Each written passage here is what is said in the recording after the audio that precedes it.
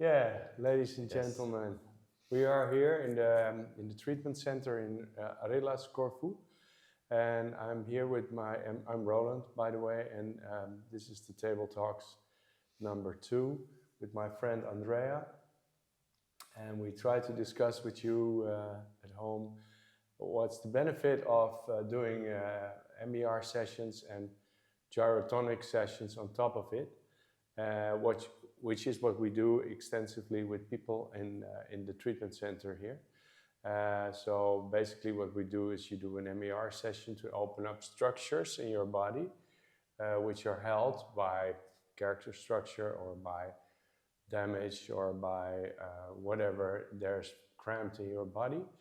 And by doing an MER session, you open up that structure, and the next day or the same day after an MER session, you receive instructed gyrotonic session. And we do it also. We did it the other day, and I could really feel the benefit of opening up more, which was opened by working on each other in MER sessions. Andrea is also a colleague of mine, also MER practitioner, and so we like to experiment also with what we can do better in terms of this combination. I think it's a holy combination because it's really working out really thorough, like let's put it this way. So maybe I can invite you to explain more the benefit of what I already said a little bit of this expansion system, which is gyrotonic. Yeah, so the system itself, has been created by a dancer about 30 years ago, and the main characteristic is that it works three-dimensionally, and it looks at the body in its whole, let's say. So it works by strengthening the inner muscles, by working on flexibility, improving flexibility, especially of the spine, and creating also space in between the joints, and of course also coordination. So the ultimate goal is to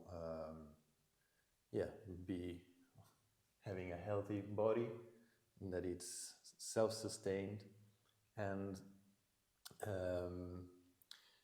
with a very balanced fascia. So taking in consideration also the tensegrity of the fascia.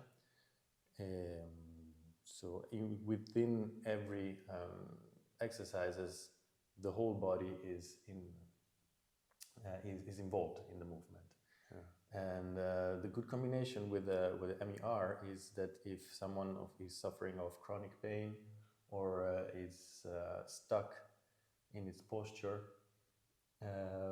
through the session of MER, someone can find new space, can unstuck what is stuck, and on the machine with gyrotonic, you can use this new space, and you can also stimulate neuroplasticity, so little by little getting out of the movement patterns that everybody has developed over the years. So gaining more confidence, leaving behind the fear of moving, so basically feeling at home in your own body, feeling comfortable in your own skin. Yeah, can you explain the watchers what's neuroplasticity in just plain simple words? Yeah, so basically it's the neurological connection with the body, so that if I'm used to do a movement in a certain way, then becomes integrated in the becomes a habit. It becomes a habit, exactly. Yeah. So let's say if we open up the space, if we open up the body, and we don't instruct the brain, it's easy to fall back in the previous structure, in the previous movement patterns. So you teach people in another neuroplasticity. Yeah, and the good thing is that the person is doing it self. So it's coming from within, and that gives a lot of confidence, and it kind of stays registered in the system. Yeah. Yesterday we talked about it, and we try to explain better to the people what it is, because it's gyrotonic. It's not well known by normal people, and people have a resistance to work out. And then I try to explain people that it's not a workout. It's just the machine helps you to do the movements, so you basically become weightless. And in that weightless situation, you move. And the other thing was like, and you put it like, what did you say about this? It's like going to having a sort of session at the osteopath. Yeah, what do you mean by that? So that the machine works as they also call it the silent trainer sometimes. So what? Silent trainer. Silent trainer. Yes. Okay. Because the good thing is that it gives the body a direct feedback. Yeah. Because touching the machine and staying within the frame of what the machine offers as possibilities of movement, the body, you can really focus more on a segment, keeping the rest of the body, of course, engaged in the movement, but you can really feel the little shifts and stretches, of course. Also, the trainer helps out with the hands-on, so that doing the movement, you also stretch even further than the Myofascial Energetic Release session did. Yeah, that I experienced a lot, and there was more flexibility in certain parts of my spine. And what I also always get when I do this modality is that I get a little high, a little dizzy after a session. And the way I figured out is that because it's a lengthening my spine, and it's that kind of dizziness I experience. Is it because of that, or do you have another explanation? Well, the breath is involved. Yeah. So there's also this component that for 1 hour, anyway, even if it's not the main focus, you end up breathing and very deeply, and sometimes in parts of the body that are not used to this expansion. And also it works, well, yeah, the fascia and also the nervous system is stretched. Yeah. So all the little things that are a little bit stuck, or parts of the body that are not used to move, and they're not used to be activated, they release, and then gives you a little bit this tingling sensation, especially. So it's not dizzy, it's tingling. Yeah, it is a bit that way. Yeah. So like by breathing and stretching the nerves, you have this sensation of lightness. It is lightness, and it's a bit high on your own supply. Exactly. Can you show us, for example, I did a session on somebody who was in a holding pattern, a bit collapsed. Let's put it a little in this position, like I was when I started MER and rebalancing before. I was in a big collapse, and by sessions of my friend who I do the treatment center with here, Satyarthi, and also other people who worked on my body, opened up a lot in this space. But now, for example, somebody like me was on my table, and I opened up the pectoralis and the muscles of the breast, and also the diaphragm and some muscles in the neck. And they come to you, and they are already in a different posture. What would you do? Can you show us? Yeah, I can show some basic moves just to see how it works. Yeah, I can now show how it's going, how it works with the machine. Yeah, nice. Okay, now you moved yourself on the bench. Yes. Little adjustment. So working on the shoulder girdle, for example, we can use the handle unit. What can we do? So for example, we want to open more, probably. Open more here. So we can start gradually, for example. So there are some, I don't know how to call it, this arch and curl with the spine, for example. And then we just make the movement bigger, create some elevation, and then going forward, forward, opening, opening, opening, and using this new space and rolling back. So this is gentle, is opening up here a little bit the front, wrapping the shoulders, and here opening the back and shoulder blades. This is one example. The most effective way would be facing the tower, and this one really addresses this segment in the front. Yeah. So it can be done one arm at a time, keeping the spine straight, looking forward, and then having this intention of reaching to the side, having this little rotation, and really breathing in here, and having this yawning sensation. And here is the nerve pulling I was talking about. And really breathing up in the lungs, for example, and back. And back. Okay, that's it. So then basically, it's stretching with it's the help a big stretch, and then you can do it with both. With the help of this device. And this is what gives the body a direct feedback. And of course, with the help of the trainer, you can be helped, let's say, to stretch even further, or simply.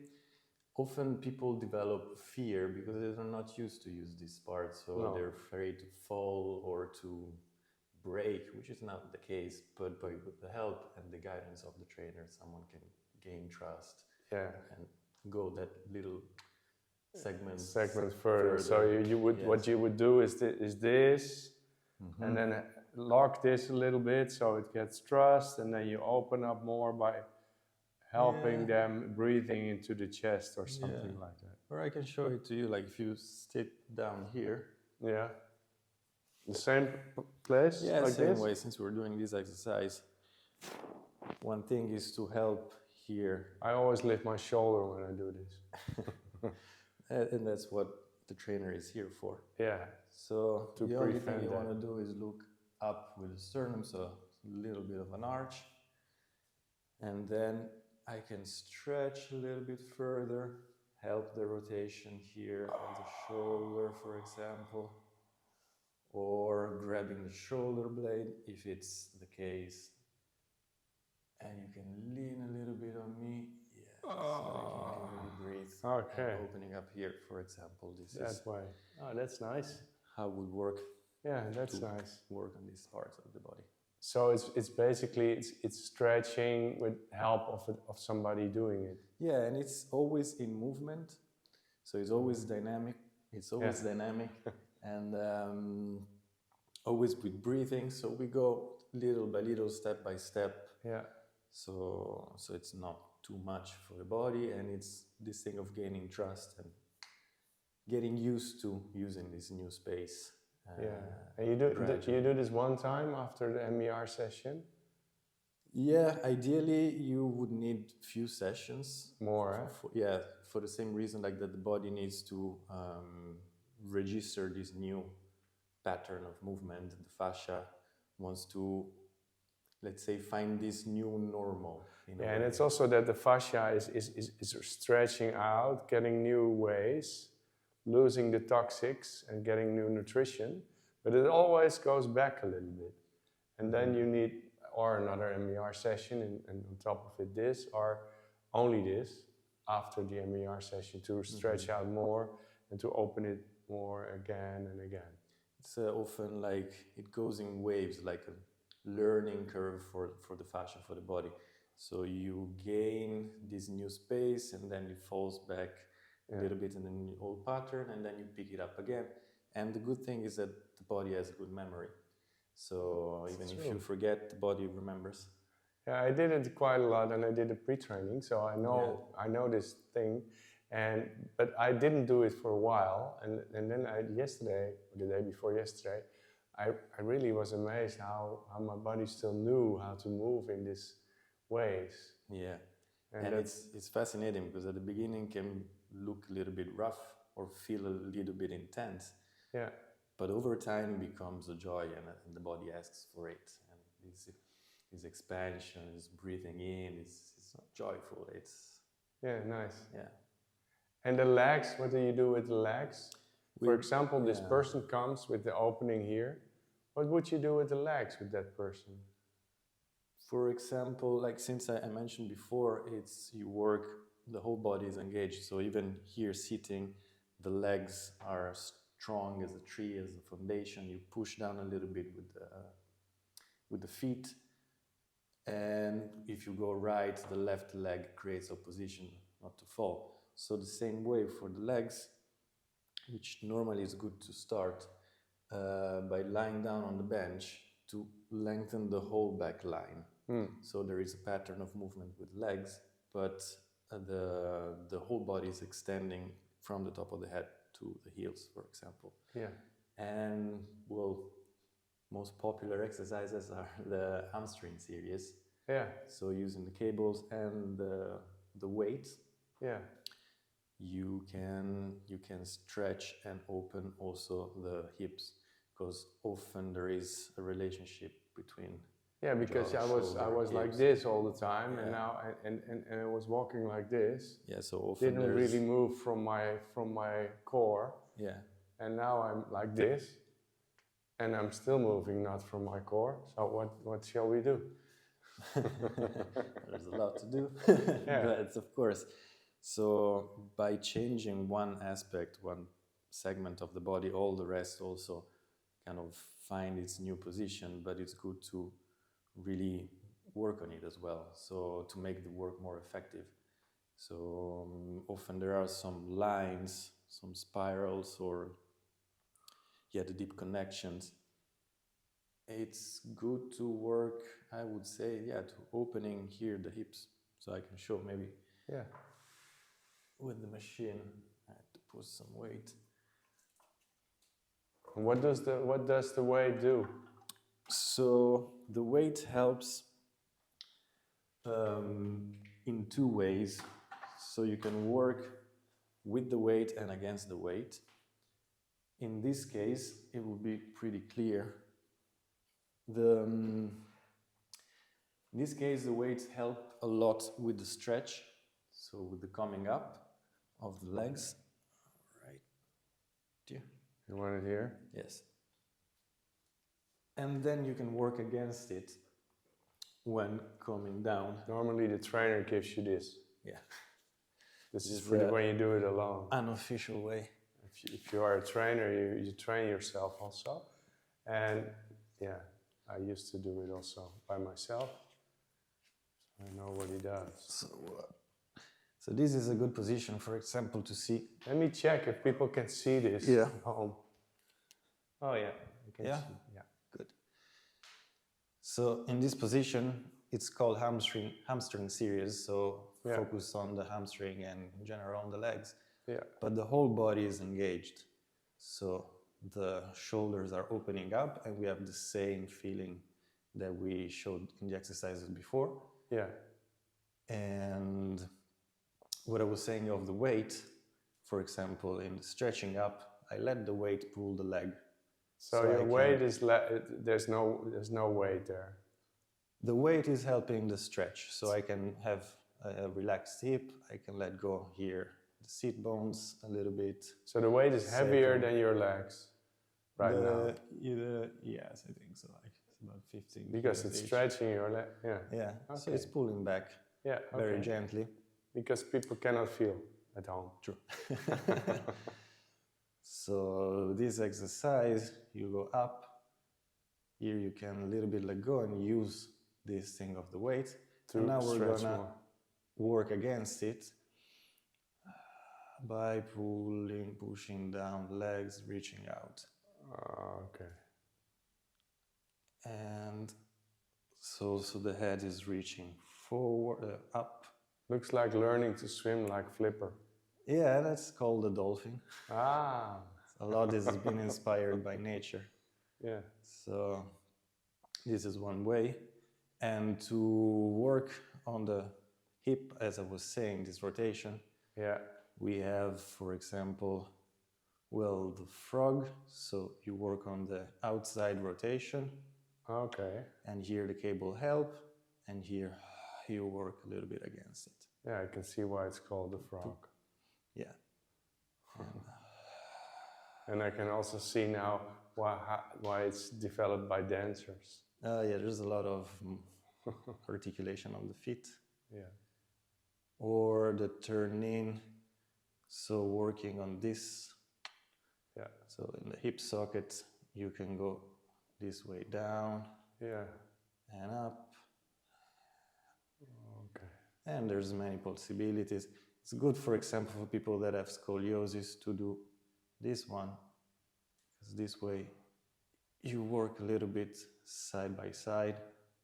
Yeah. And you balance left and right side. Yeah. Scoliosis is the classical S in the back. The shape. Okay. Shall I help you with this? Yes, thanks. Okay. Here. Okay. Okay. Oop. There I go. That was a little demonstration. Yeah, thank you. Thank you for this. Thank you. Yeah, we take it. That was a nice demonstration, and I liked it. And for me, it's much clearer. And also, I think for the people who are wondering what is gyrotonic, are more inspired by doing this on top of MER sessions. Few of my clients do it, not a lot. Also because it's not widespread in the world. It's for instance, in Amsterdam, I think there's 2 or 3 places you can do it. But in my place, Alkmaar, there's none. And then people, go for Pilates or for something else to do. But, and that's a pity because I think this is better because it's smoother and it's less directed into a system. It's more personal.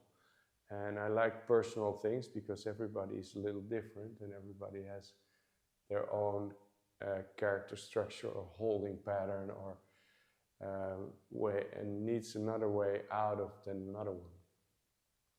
So, but yeah, thank you, Andrea, for talking about this with me. Pleasure, of course. It's nice to have a good explanation. And also a show for the persons that are collapsed like this, like I was. I like I've been the whole interview. Sometimes, no, you're not. It's okay. Okay, so thank you. All right, thanks, Roland. Yeah, and thanks Subi for using your machine, because this was the machine of Subi MER where we demonstrated on.